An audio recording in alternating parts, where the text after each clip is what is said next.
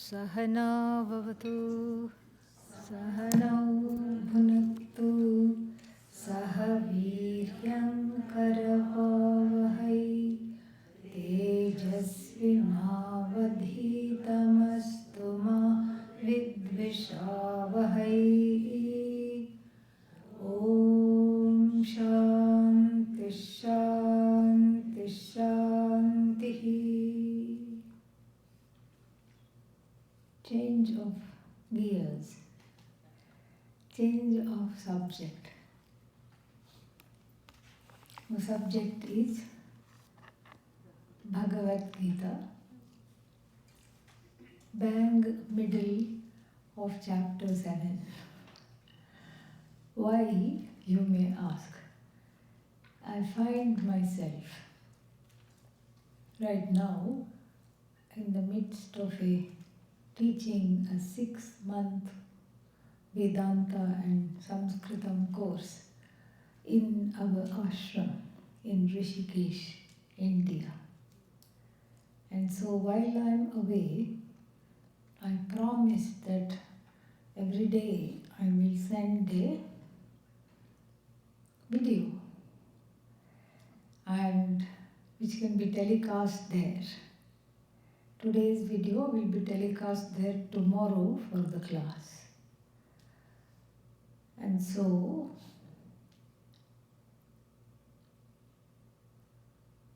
even though it's in the middle, all you have to do is look intelligent and nod once in a while. And if I say understood, you will say what? Yes. Yes, even if you want to say no. It won't be that bad, don't worry. The 7th chapter is very, very beautiful. And you will get lot of punya because the people who are listening to this and looking at this video will be so happy and thankful that you have become, what is that called? Guinea pigs for this experiment.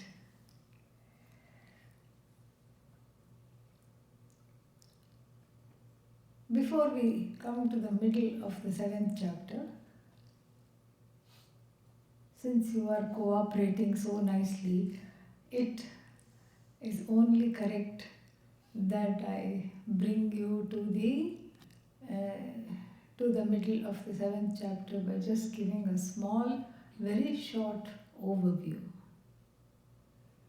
The 7th chapter is the beginning of what is called Tat Pada Vichara. See, you're already caught up. You know the meaning of Tat. We spent the whole morning discussing the meaning of Tat. See, you're already caught up. Tat here, Ishvara, Brahman, Bhagavan, Atma, everything. And so this Ishvara was not really discussed in the first 6 chapters. It was all about me. What should I do? How should I lead my life? How am I going to overcome my difficulties? How can I understand this? How can I become more emotionally grown up? It was all about me. An analysis into me in Sanskrit is called Mimamsa. Mimamsa literally means analysis. And so now Lord Krishna has shifted the gears completely to understanding Bhagavan, Ishvara.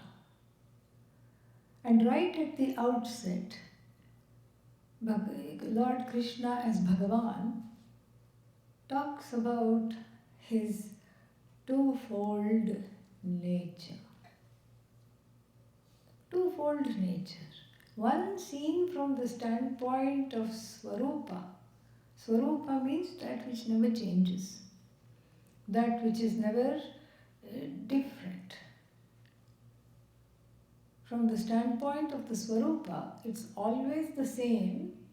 It's always that which is existent, that which is sentient, conscious, in the form of consciousness, and that which never, ever, ever comes to an end. That which is Ananta, Ananda, that which is truly forever. All other forevers that we encounter in the universe is not forever. Even in the fifth marriage, the vow comes, this time it is forever. What happened to the other 4 times?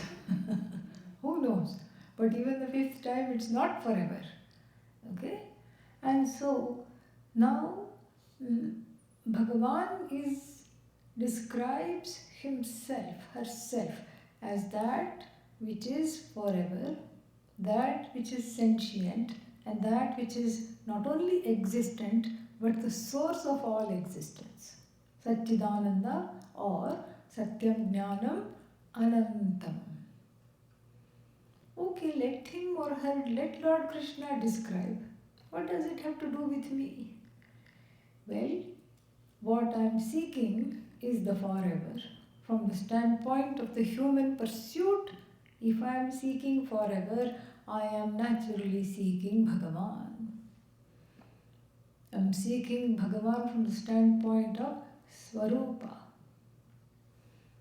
And then, if I am seeking Bhagavan, who is the one who is seeking? We have to ask that question. And the answer to that question is me. Who is this me? The one who is endowed with awareness, consciousness. I have to be a conscious being, conscious of my seeking, conscious of me as a sadhaka, conscious of me searching for something, conscious of what that is, conscious of it being gained. So I'm a conscious being.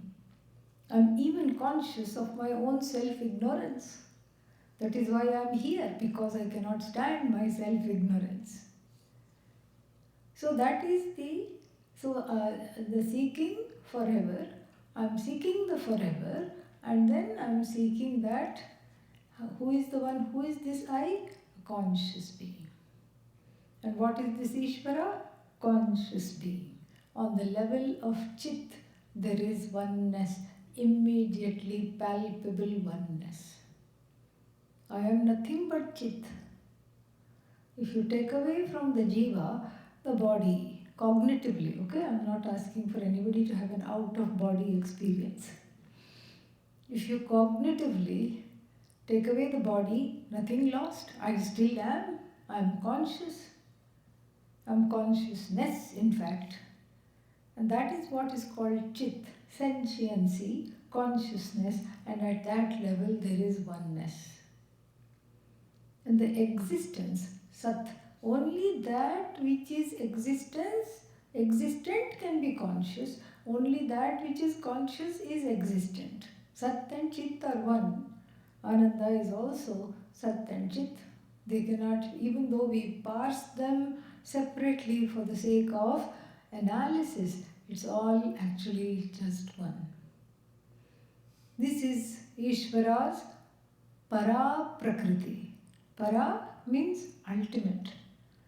Ultimate because beyond that there is nothing. Nothing to seek, nothing to go for, nothing to want, nothing to gain. This is it. If I have understood this Prakriti, I have understood Ishvara, only one slight problem. What is this slight problem? I cannot understand this Para Prakriti without understanding myself as Ishvara, because I am included in this Para Prakriti. I cannot not be included. Even if I say I am insentient, what will happen? You are advertising your sentience. You cannot say I am insentient. A rock doesn't talk. See? Yeah, that's why. Rock cannot say I rock. You can say I rock. That's the difference. So therefore, the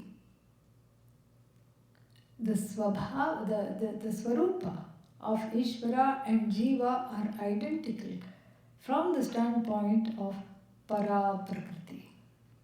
Para Prakriti is described in the 7th chapter as Nirguna, formless.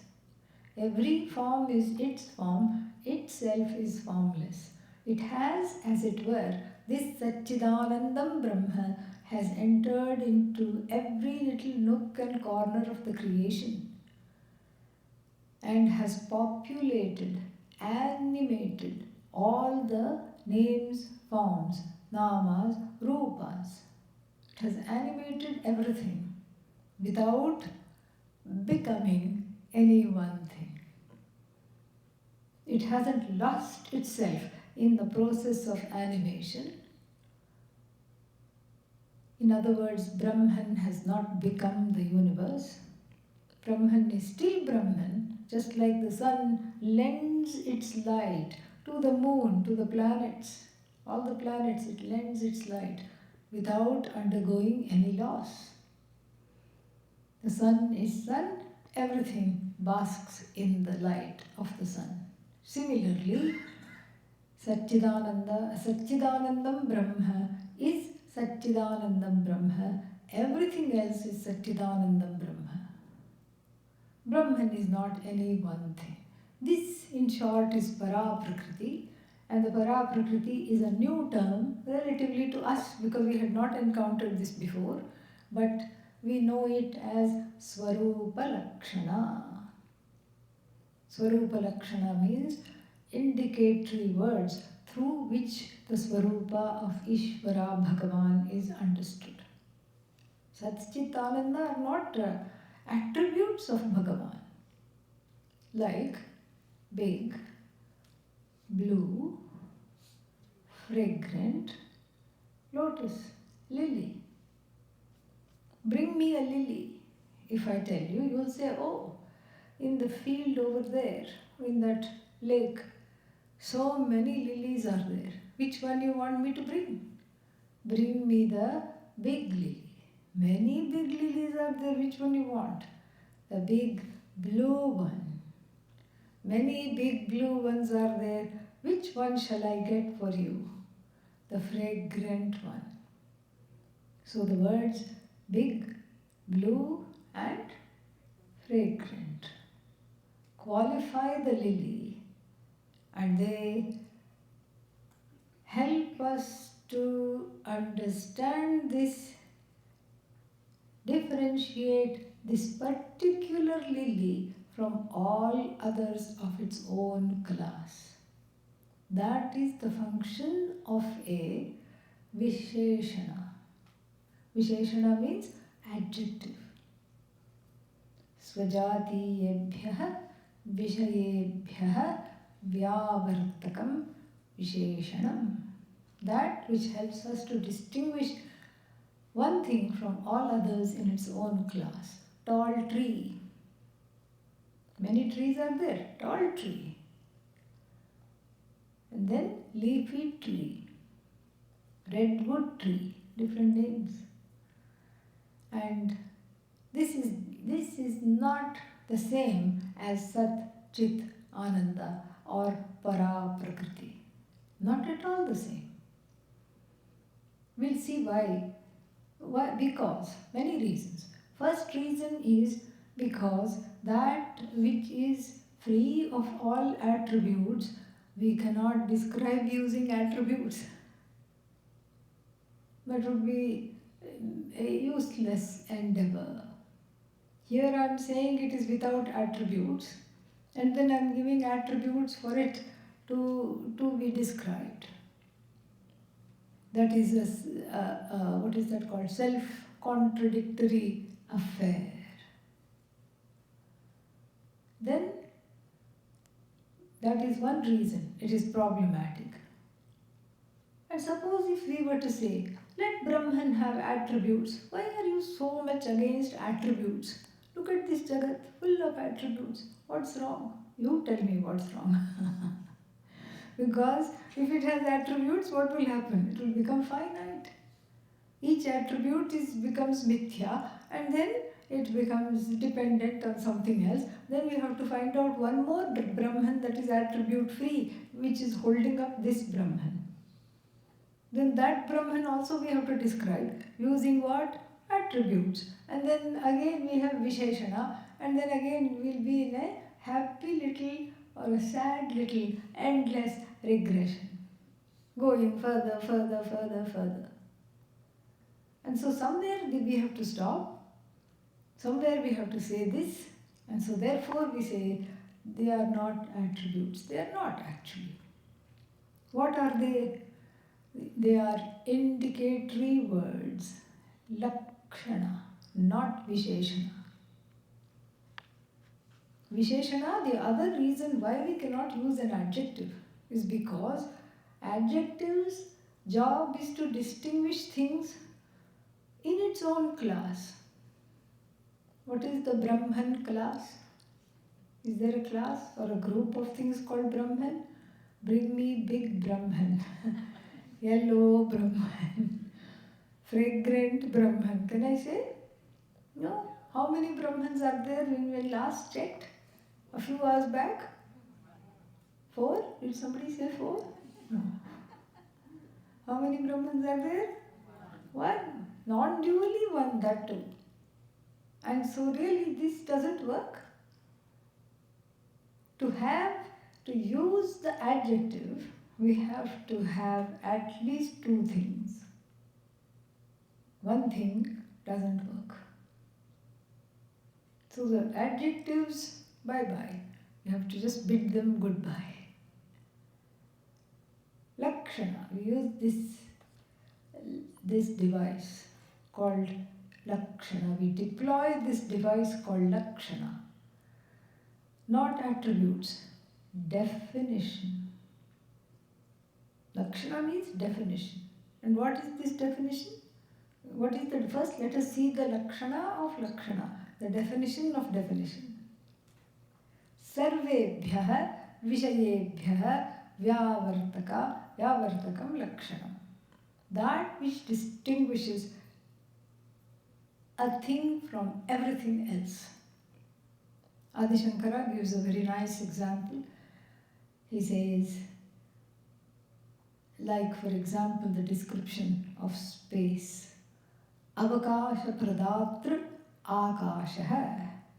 That which accommodates is space. You see, this is not a definition. This is a description. Similarly, that which is the source of all existence, in itself existent, and then which is a sentient existence, and a sentient existence that never comes to an end, that is what Brahman is. That is what the Para-Prakriti of Bhagavan is. Nirguna, Nirvishesha, Nirvikara and Chetana. Nirguna, attribute free. Nirvishesha, without any kind of adjectives. Nirvikara, free of modifications such as aging, disease, death. Chetana, sentient.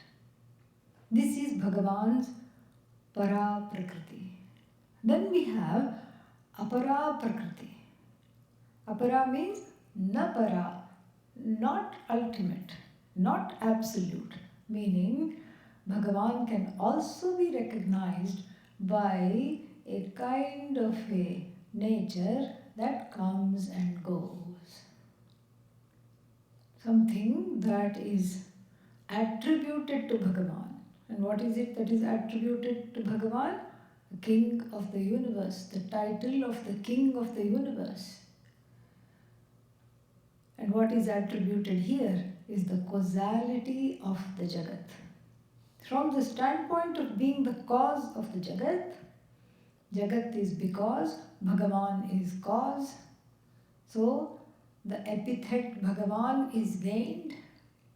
All Shakti, all knowledge, all resources, all power,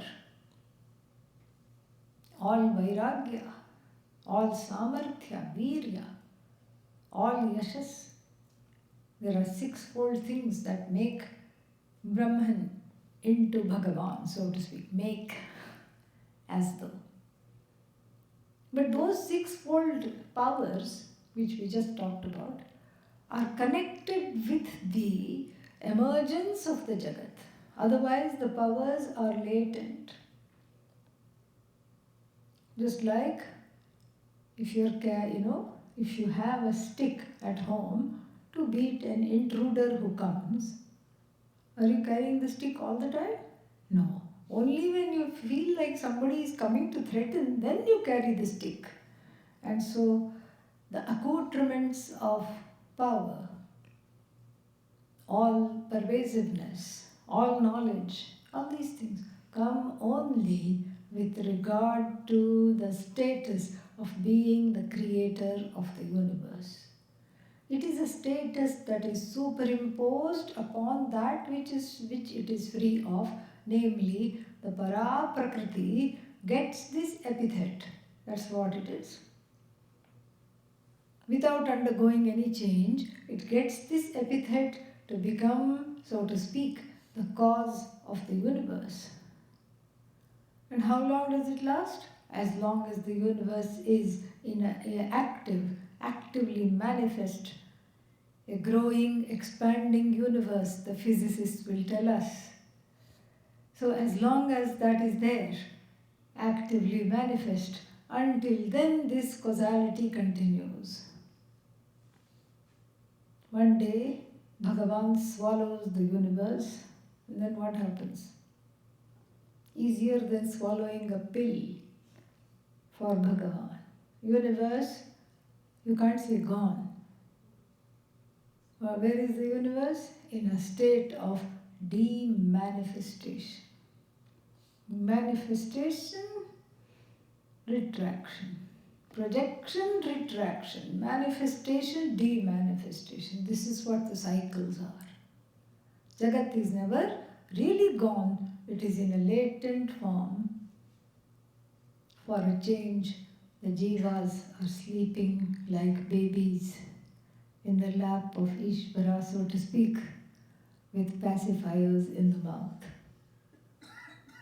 There comes a time they wake up, cry, let me out, I need experiences. And in order to have experiences, what do you want? A body. I need a body. Why? Because I want to go bungee cord jumping. Yeah, there is some sport like that. That's because the person was a spider in the last life. He never really got away from that samskara. That's why I need an upadhi. I need a form. They beg for a form, and according to the karma, the forms also come. And then the forms cannot be just hanging out in space. Even space is yet to come. Time is yet to come. What will happen to the forms? They need a kshetra. The subject matter of chapter 13. They need a field to play. They need a kshetra. And then, so the kshetra is manifest at the same time as the forms. And then another cycle of the universe is in play, lo and behold. And then the jivas, karmas, for the time being. Karmas means kama. Kama means desires. So the jivas, karmas, for the time being, come to a place of rest, and the universe folds up. Smaller and without even an imprint, smaller than one of those bags that you take to grocery shopping. It's the size of a small packet, and then you unzip it and it becomes a shopping bag. Like that, the universe goes into a state of it just folds up without any trace. From the standpoint of the universe, we talk of apara prakriti. Apara prakriti means the raw material of which the universe is made. And this raw material is what? Not other than Bhagavan. If you want to suddenly bake a cake, where will you go? To the shop. Let's say the shops are not there near your house or they are closed. Where will you go? To the neighbor's house, friend's house. Please, can I have sugar? Can I have some white flour? Can I have nuts? Can I have chocolate powder? Whatever it is you want. Of course, let's not forget butter. Can I have butter? People don't think of butter when they are presented with a cake piece to eat. But actually it is mostly butter.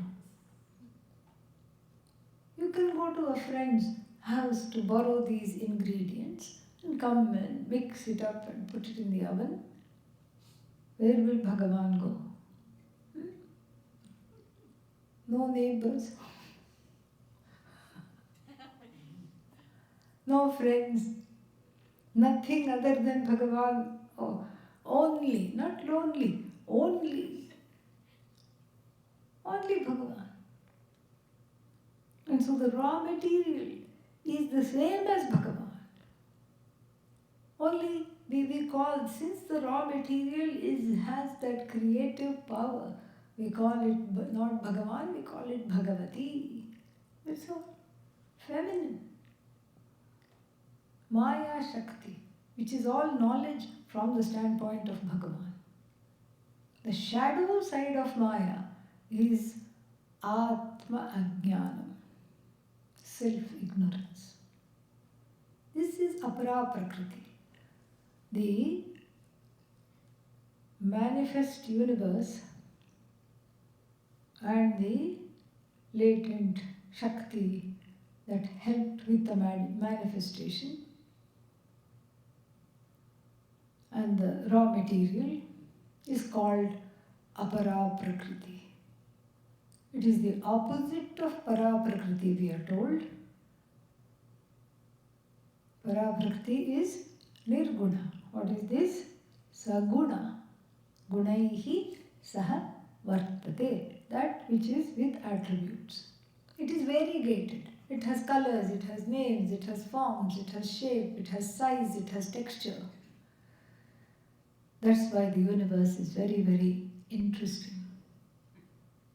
Because we can touch it on so many different, beautiful levels. It's fantastic. This is the variegated nature of Bhagavan. Apara, Saguna, Savikara, constantly modifying. Whereas Para Prakriti, Nirvikara, Nirguna. Para Prakriti, Chetana. This one what? Jada. Chetana, sentient. Opposite of sentient, inert. Insentient is this one, Apara Prakriti, insentient. And in these ways, it is completely opposite. Bhagavan's Para Prakriti and Apara Prakriti are completely opposite, yet they don't cause any confusion for Bhagavan. The two coexist very happily, almost as one. Why? Because what is Apara Prakriti? Nothing but Para Prakriti. Apara is nothing but Para. Small, what is the small print here? The fine print is Apara is Para, Para is not Apara. In Vedanta, it's always all one way, one way, one way. Not two ways.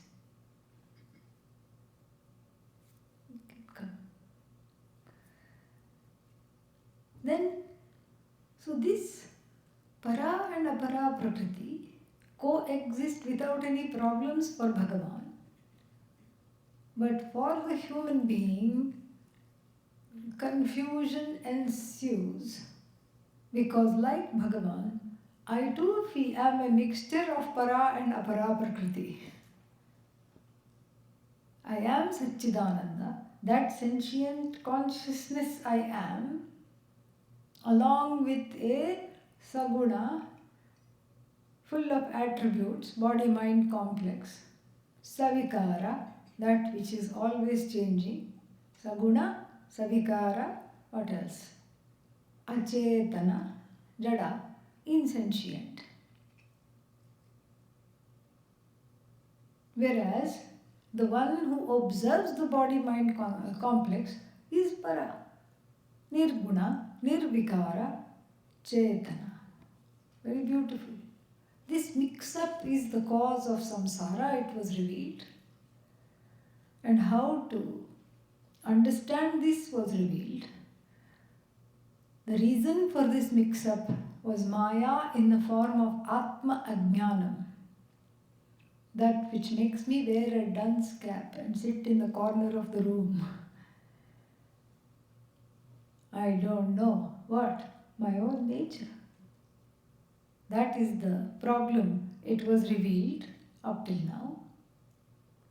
How to overcome this confusion, this mix-up is also being revealed. And there Lord Krishna says, discover me, not Mr. Krishna of Tat Desha Kala Vishishta, born in Rohini Nakshatra and during a rainy day in the beginning, late August or whatever it is now. This Krishna is the one that has para prakriti. Discover yourself as para, non-separate from me. Connect with my para prakriti, and then all your entanglements with apara. Jagat is apara, your body, mind, sense complex, which is part of the Jagat is apara. Everything you can objectify with the 5 sense organs, etc., and means of knowledge that you deploy. Is it para or apara? Apara. Apara, apara, apara, all the way. Connecting to apara prakriti will give only apara results, finite results in time and place, and a lot of heartache. Why? Because one falls in love. The operative word here is fall, underline. There is no choice almost. One falls in love, and then after that what? Heartache ensues. I can't live without this. I can't live without that. I want this. I want that. I could not get this. Somebody else got this. I am not needed. I am not loved. Why should you be loved? Why should you be needed? This is a very interesting question. Oh, come on. This is a fundamental question. Everybody wants to be needed. Just because everybody wants to be needed, why do you want to be needed? No, but see, everybody wants to be needed. Okay, everybody has Atma Ajnanam. Why are you here? This is a very important question to ask.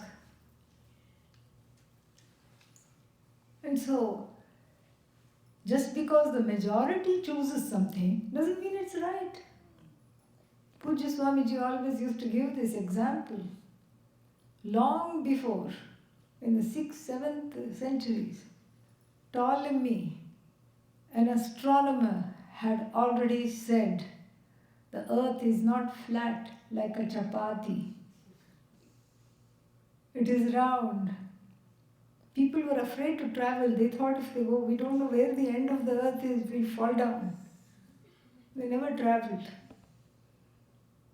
And Ptolemy said, come on, doesn't matter, you just end up where you are, you will not fall off. There is gravity, it is round. And they just said, this is against the Bible. This is what is it called? Heresy. This is heresy. Poor fellow was tied to a stick and burnt. This is called burnt at stake. Declared a witch. And it was not until the Middle Ages that Galileo came along and said the same thing. By that time, they were ready. Some were ready to listen to this. Just because the majority says this is what it is, it doesn't make it right. Everybody wants to be loved. Everybody wants to be loved because they don't know that they are love itself. That is Paraprakriti, Ananda. This is what is to learn. This is what is to connect to. And connecting to Bhagavan as Paraprakriti, as both Para and Apara, but as that which will help me to immerse this finitude which I think of as myself into the infinite. When the finite is thrown into the sea of the infinite, all that is left is what? Infinite, limitless. This was advocated. Therefore, I have to begin a diet. I have to be on a diet. Oh, what kind of diet? Keto? No. No keto. A diet of bhakti. I have to be on a bhakti diet to resolve this mix-up in myself between the ultimate and the temporary. Me identifying always with the temporary, yet seeking the permanent. This is the heartache. And so therefore, the Lord said, you need to be on a diet of bhakti. Then the Lord went ahead to talk about 4 types of bhaktas, 4 types of devotees. Who are they? Artha. I only heard ah. Wake up. Artha. What is Artha? Helpless, pained, in distress. 911 bhakta. You have when do you call 911? To tell about your day you call 911? No. When do you call 911? In an emergency. This is an emergency bhakta.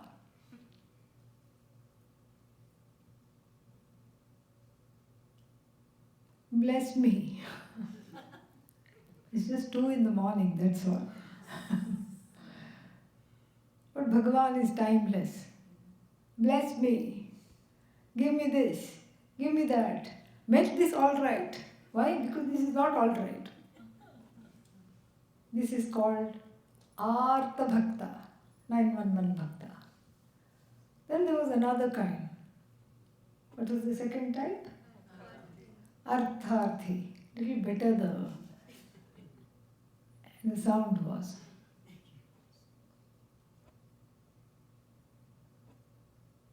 I think when people were saying the word Artha, they were enacting it. They were sounding helpless. Artharthi. The one who is wanting, who understands. This is not just a matter of emergency. Why? Because my life is a permanent emergency. All the time I'm wanting. As soon as one want finishes, what happens? Next want comes. And then the third, and then the fourth, and then the fifth, and then the sixth. Want after want after want after want is coming. Oh ho! I think I need to go in for an alliance, a partnership with Ishvara.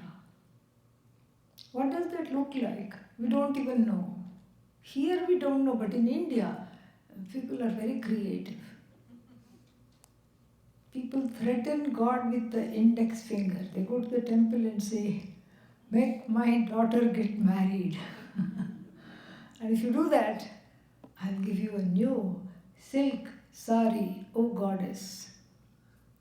Is the goddess waiting for this silk sari? Very, very sorry. She's not. She's not.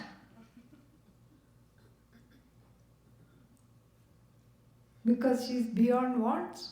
She's para. But yet, that feeling persists.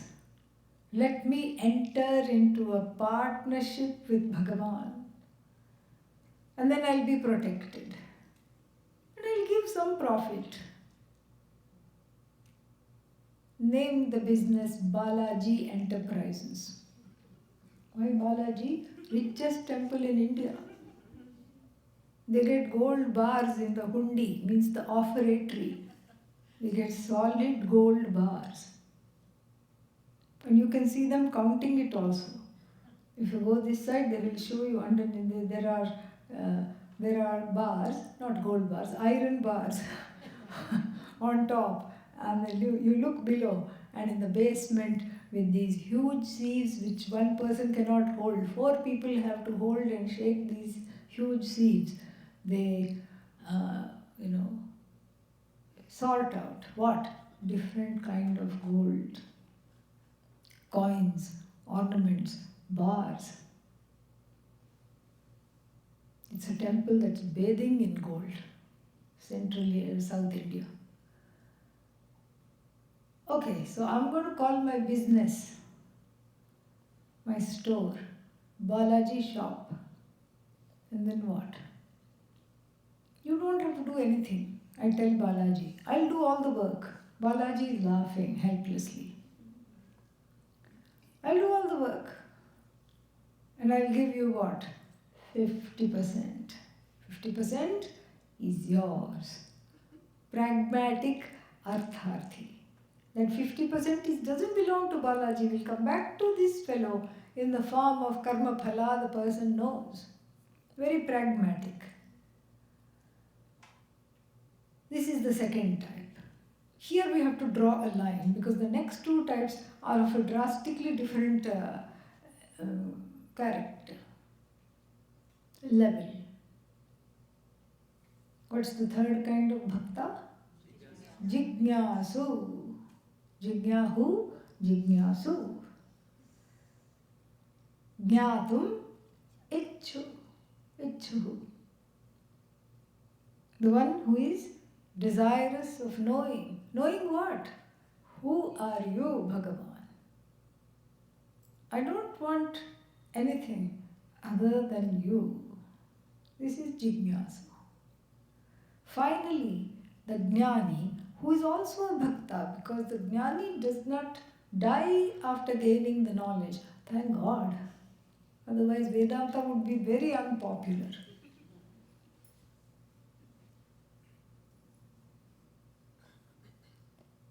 So the Jnani continues to be alive and sees the whole world as Bhagavan, and it is what is called Ananya Bhakti.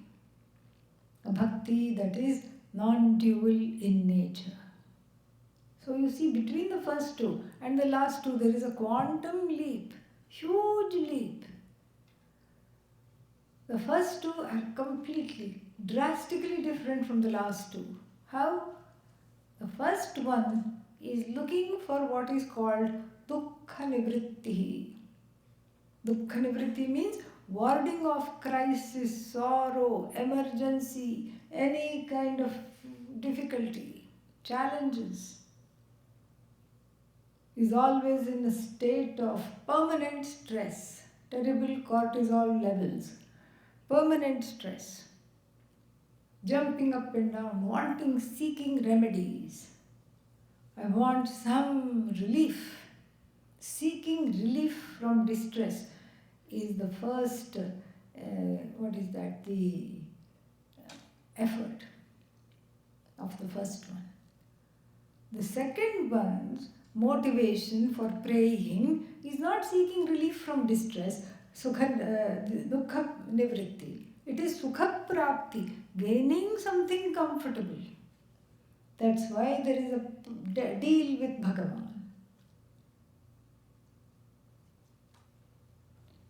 The third one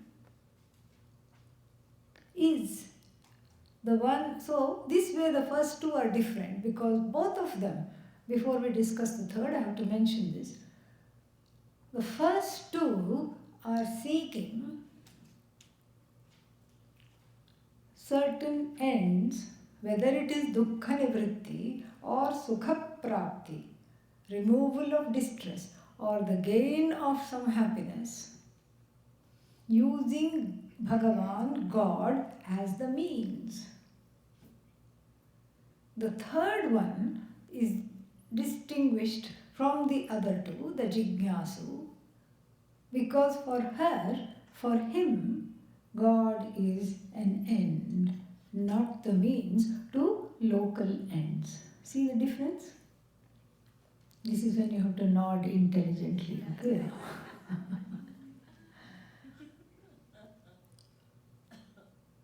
And then what about the last one? For the last person, she or he, God is neither an end nor the means, but someone non-separate from oneself. This is how we understand the categorization of the bhaktas. And I know, in our minds, we laugh kind of at the first two. How can they be like that? How can they be only asking for something or the other all the time? How can they get into this partnership? But from the standpoint of Bhagavan, all of them are exalted. And this is what Lord Krishna is going to say in this verse which we are going to chant.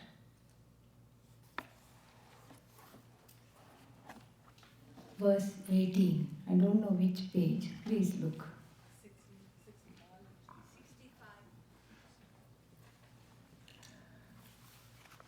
Udara sarva evaite Jnani tvatmaiva me matam Asthitasya hi yuktatma Mamevānuttamāṃ gatim.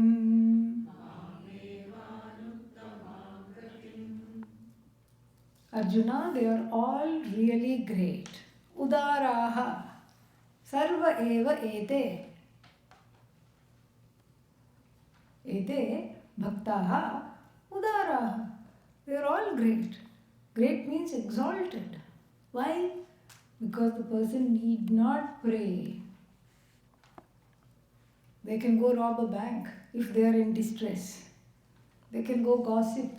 They can go tell some bad and false news and then scuttle somebody's chances of getting a job by spreading some terrible rumor, unsubstantiated. They can do all kinds of mischief. But here they choose to pray. That's why they are great. They are all exalted, Arjuna. But the Jnani is myself alone. The Jnani Vishishyate is distinguished as myself alone. Jnani to Atma eva.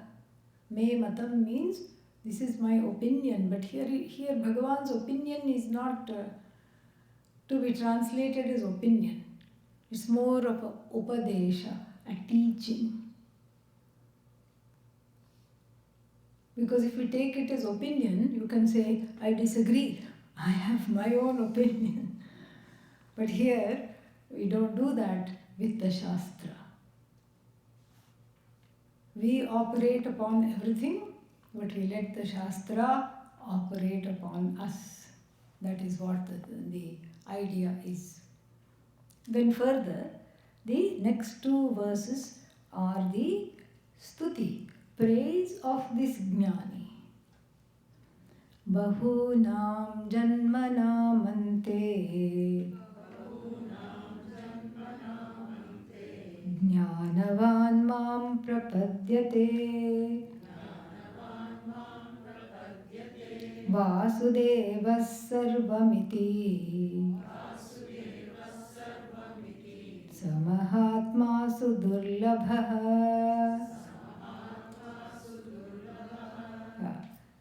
This previous one and this one, 18th and 19th, are the praise of the Jnani. Bahunam janmanam ante. Ante, at the end. End of what? Bahunam janmanam. Many, many, many, many, many, many, many, many. Many, many, many, many, many, many, many, many, many, many birds. At the end of so many birds, one becomes Jnanavan. Ayyo, I don't think I'm coming to the classes starting tomorrow. Why? Because if I've just started my quest now, that means I have to go through many, many, many, many, many, many, many, many, many, many birds. I can't handle it. I'm dropping out of the retreat. I can't do this. Don't. Why? Because when Bhagavan says Bahunam Janmanam Ante, he is saying that you have already undergone so many births to find yourself here. Here means in a place of learning, in a place of study, in a place where there is a commitment to getting rid of Atma Ajnanam. So Bahunam Janmanam Ante, you have already come here. This is the Anta of the quest. When one is here, it won't take too long, hence. Jnanavan Mam Prapadyate. Prapadyate attains, gains as herself himself. Jnanavan, the one who is having the knowledge of the self. Meaning, what happened in all these other lives? In all these other lives, it was all a preparation. One life I took to gain Shama. Ayyo, thank God. Shama means a resolved mind, non-reactive, resolved mind. Next life what? Dama. Third life, Uparati, letting go. Fourth life, Titiksha. Fifth life, like this. And then, I forgot Viveka, Vairagya. Okay, 2 more lives. So it's all preparation. You can't say those lives were wasted and this is only that matters. This life wouldn't be there if those lives were not there, you see? It's like the story of the man and the vadas. You know the story of the man and the vadas? No? Sometimes people say no even if they know the story. Because they want to hear it again. Well, here goes. This man went to a different province. He was a traveler. He was a pilgrim. He was going to a pilgrimage. Went to a different province. And then he went to a kind of a small little dhaba. How do you translate dhaba? Diner. Okay. Went to a diner. An Indian diner. Huh? Roadside cafe? Okay. We don't have that in America. Diner, yeah.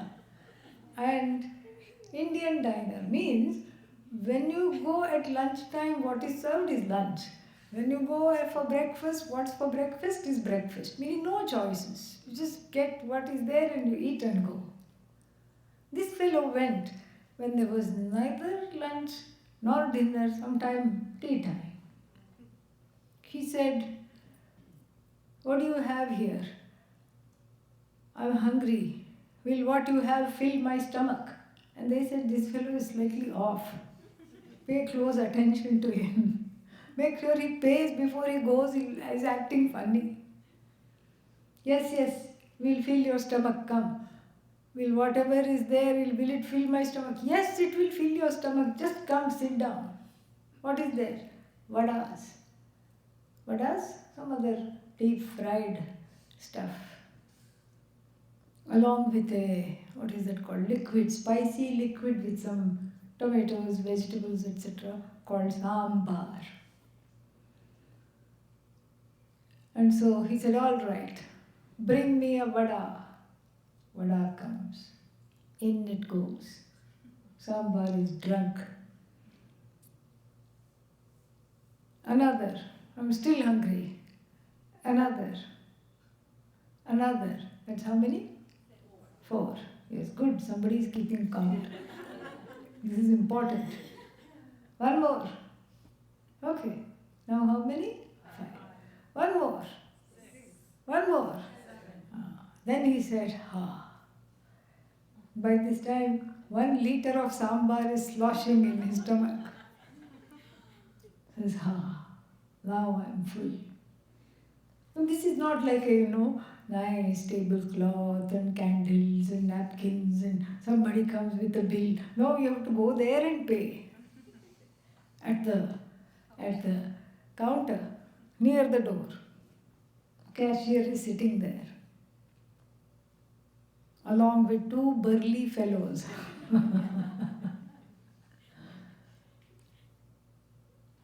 And the fellow pays for 1 vada, only 1, and then walks out. And those 2 burly fellows run after him, that's their job. And they bring him back, drag him back, give him a few cuffs for good measure. I say, what have you done? We saw you slurp those bowls of sambar. 7 vadas you finished off. And then what have you left here? He says, look, don't fight with me, he said. I'm a peace-loving man. Don't fight with me.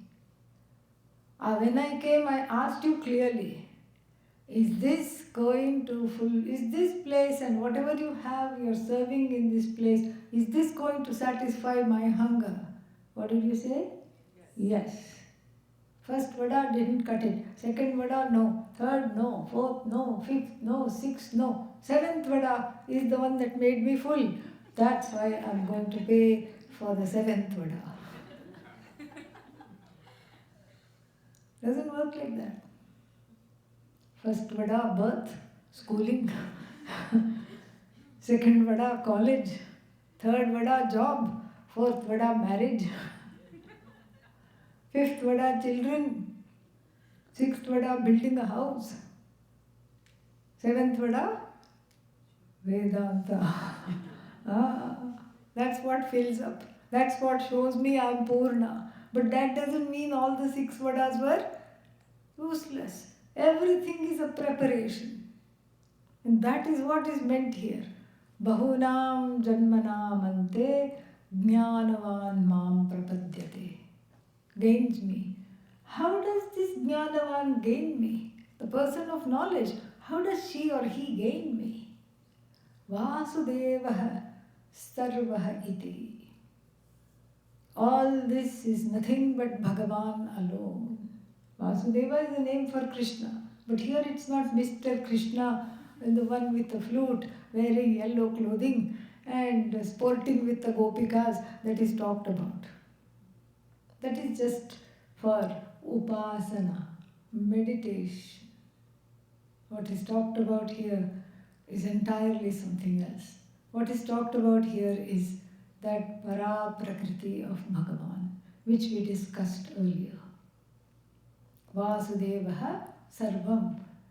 The whole jagat has become now for this jnani Ishwarized. Is that a word? Now it is. Om Purnamadav Purnamidam Purnat Purnamudachyate Purnasya Purnamadaya Purnamevavashishyate. Om Shanti Shanti Shanti. Harihi Om Shri Gurubhyo Namaha. Harihi Om.